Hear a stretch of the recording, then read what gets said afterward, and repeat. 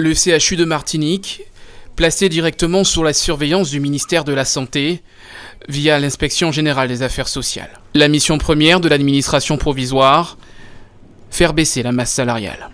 Jusqu'à présent, lorsqu'un service demandait du personnel, on recrutait. Et c'est ce qui fait que les effectifs n'ont cessé de croître sur les dernières années. Je peux ainsi vous dire que depuis la fusion des 3 établissements de Trinité, Lamentin et de Fort-de-France, au 1er janvier 2013, il y a eu plusieurs dizaines d'emplois supplémentaires. Donc on ne peut pas continuer comme cela. C'est une charge salariale et cela tombe à un moment où l'activité de l'établissement ne progresse plus. Donc s'il n'y a pas de progression des recettes liées à l'activité, s'il y a une augmentation des dépenses liées entre autres à la masse salariale, mais pas uniquement à la masse salariale, vous voyez que cet effet ciseau va nous poser de graves difficultés. Un remède de cheval que ne partagent pas certains salariés.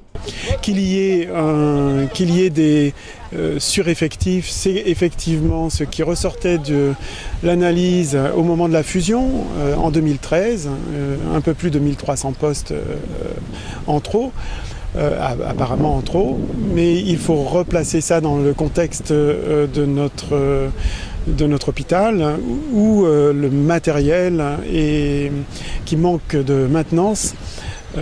Les équipements industriels qui sont en grande difficulté nécessitent de compenser l'absence de mécanisation et d'automatisation par du personnel humain. La situation s'est aggravée depuis 2013, moment où le CHUM regroupe 7 établissements lors de la fusion des hôpitaux de Trinité et du Lamentin pour en faire le premier employeur de l'île avec 5000 salariés. L'offre de soins organisée en Martinique dans les 20 dernières années avait une multitude d'établissements qui n'étaient pas en cohérence, qui ne travaillaient pas ensemble, où les services se faisaient la concurrence et ça n'était pas possible d'équilibrer la dépense de soins pour une population restreinte de 400 000 habitants. Il aurait fallu 1 500 000 habitants. Le nom des 2 fonctionnaires de l'IGAS n'est pas encore connu, mais leur feuille de route est claire, remettre sur pied le CHU de Martinique.